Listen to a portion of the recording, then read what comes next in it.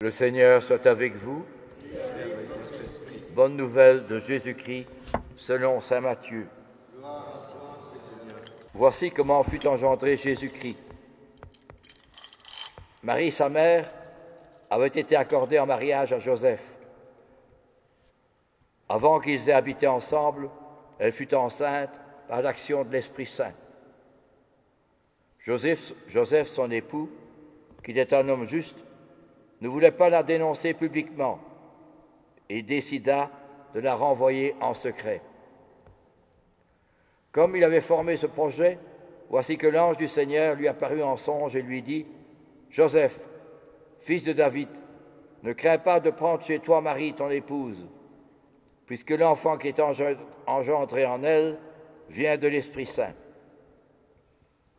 Elle enfantera un fils et tu lui donneras le nom de Jésus, c'est-à-dire le Seigneur sauve, car c'est lui qui sauvera son peuple de ses péchés. » Tout cela est arrivé pour que soit accomplie la parole du Seigneur prononcée par le prophète. Voici que la Vierge concevra, elle enfantera un fils. On lui donnera le nom d'Emmanuel, qui se traduit Dieu avec nous. Quand Joseph se réveilla, il fit ce que l'ange du Seigneur lui avait prescrit. Il prit chez lui son épouse. Acclamons la parole de Dieu. Le Seigneur lui-même vous donnera un signe. Voici que la Vierge est enceinte, elle enfantera un fils, qu'elle l'appellera Emmanuel, c'est-à-dire Dieu avec nous. Et dans l'Évangile, elle enfantera un fils, et tu lui donneras le nom de Jésus, c'est-à-dire le Seigneur sauve. Ainsi donc, en cette dernière semaine avant la fête de Noël, notre Seigneur vient par là nous dire qu'il est proche de nous, qu'il vient, lui l'Emmanuel, Dieu avec nous. Mais me direz-vous, dans le contexte actuel, comment peut-on dire que Dieu est avec moi ou avec nous? D'abord, comment se traduit précisément Dieu avec nous dans notre vie quotidienne, dans les événements de notre vie de tous les jours?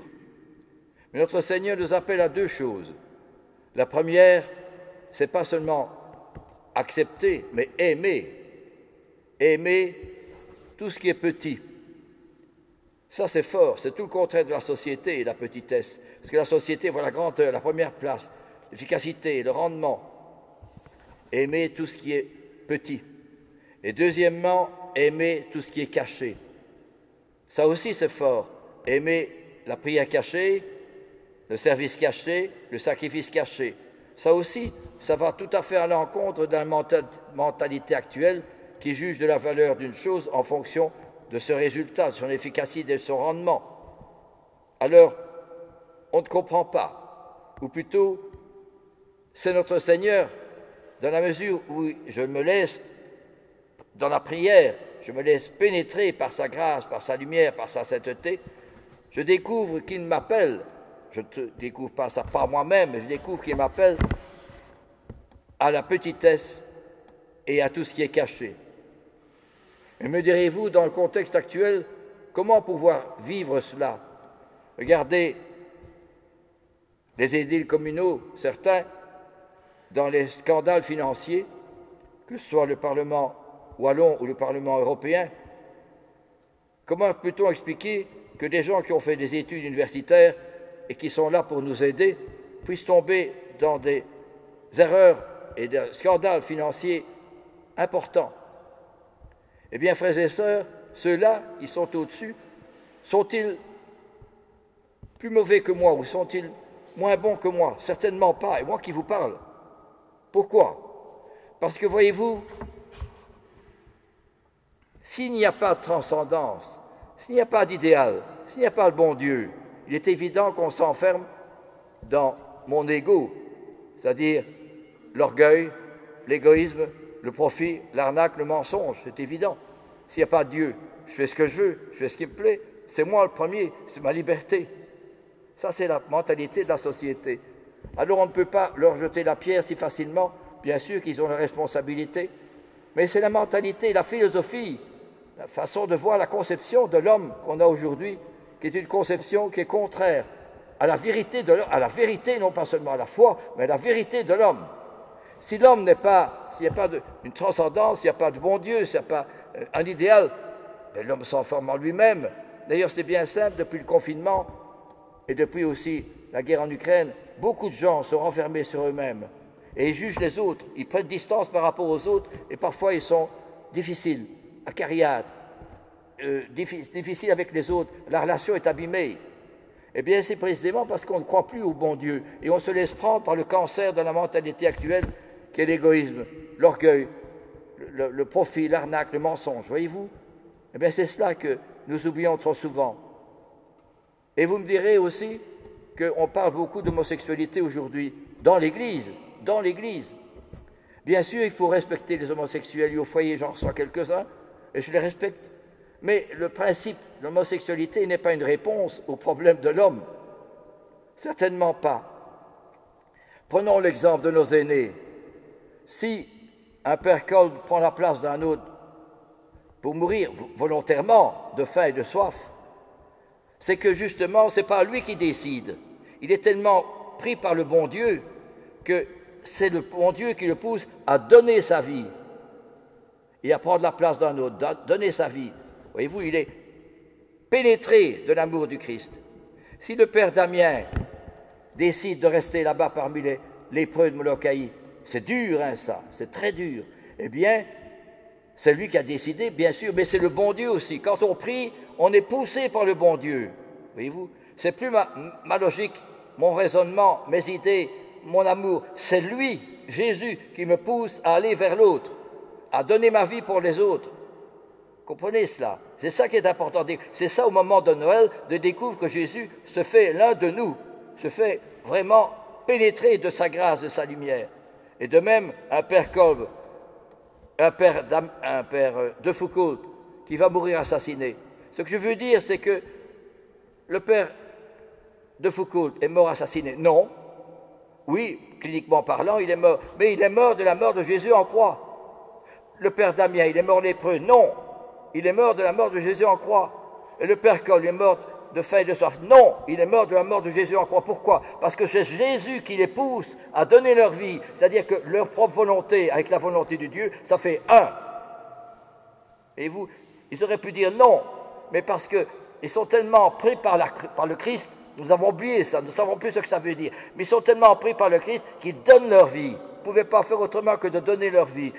Eh bien, justement, c'est le Christ qui les pousse à donner leur vie pour les autres, oui. Et c'est ce que nous oublions. C'est le Christ qui vraiment donne sa vie. Quand Thérèse de Lisieux meurt de la tuberculose, elle n'est pas morte de la tuberculose, bien sûr, cliniquement parlant, bien sûr, mais elle est morte de Jésus en croix. Voyez-vous, c'est cela qui est important, de redécouvrir que c'est le Christ qui continue à donner sa vie à travers eux. C'est ce que nous avons oublié. Hein. Et justement, là, c'est ça la foi. C'est le Christ veut, surtout à Noël, le Christ veut habiter en moi, le Christ veut faire de moi un autre Christ. Ce n'est plus moi qui vis, c'est le Christ qui vit en moi. Voilà la réalité d'un fête de Noël. Voilà la réalité de la foi. Voilà la réalité de ce que le père Kolb, le père Damien et Charles de Foucault et tant d'autres illustres amis de Jésus sont morts martyrs. Non pas c'est eux, pas eux qui ont décidé de mourir martyrs. C'est le Christ en eux. Ils ont été totalement sanctifiés, pénétrés, illuminés. Si vous voulez, c'est un autre qui habite en eux. Mais leur volonté, leur âme, leur esprit, leurs sentiments, ça fait un avec le Christ. Ils ne pouvaient pas faire autrement que de donner leur vie. Eh bien, voilà ce que je veux nous dire, justement, cette fête de Noël, voyez-vous, que nous allons fêter. Ça veut dire que le père Kolb, le père Damien ou le père de Foucault, et tant d'autres illustres amis de Dieu, au cœur des ténèbres, ils sont la lumière. Au cœur du désespoir, ils sont l'espérance. Au cœur de la haine, ils sont l'amour. C'est être ça, c'est pas agir, hein. Oui, vous comprenez. Et c'est pour cela qu'ils sont vraiment des héros, qu'ils ont vraiment soulevé le monde. Voyez-vous, c'est pas... Bien sûr, il faut des activités, des organisations, des réunions, c'est évident. Mais dans le silence, dans la nuit, dans la solitude, ils ont soulevé le monde. On parlera encore d'eux après leur mort. Si le grain de blé tombé en terre ne meurt pas, il reste seul. Mais s'il meurt, il porte beaucoup de fruits. Voilà la réalité justement de la fête de Noël. C'est le Christ vient habiter en moi, il se fait l'un de nous. Et je peux dire vraiment, ce n'est plus moi qui vis, c'est le Christ qui vit en moi. Je deviens un autre Christ, au cœur même des difficultés, des problèmes. Je peux parler de cela en toute vérité, parce que accueillir tant de jeunes abîmés, etc., sans résultat, pour imiter notre Seigneur, pour donner sa vie comme notre Seigneur, à travers des jeunes tellement abîmés, hein, ils sont... L'hygiène est vraiment défaut quand je dois me laver les mains après les avoir vus et prendre distance pour moi-même ne pas être contaminé. Je ne leur en veux pas, mais c'est justement cela, au cœur de la détresse, au cœur de la nuit, au cœur du désespoir, le Christ est là, le Christ est vivant, voyez-vous, c'est ça que je veux essayer de faire comprendre, parce que Dieu est avec nous. L'Emmanuel, il s'appellera l'Emmanuel, il sera Dieu avec nous, il s'appellera Jésus qui sauve l'homme de ses péchés. Et bien c'est cela, au cœur de la détresse, au cœur de la solitude, au cœur du mal, ils sont le bien, ils sont la lumière, ils sont l'espérance, ils sont l'étoile. Amen, alléluia.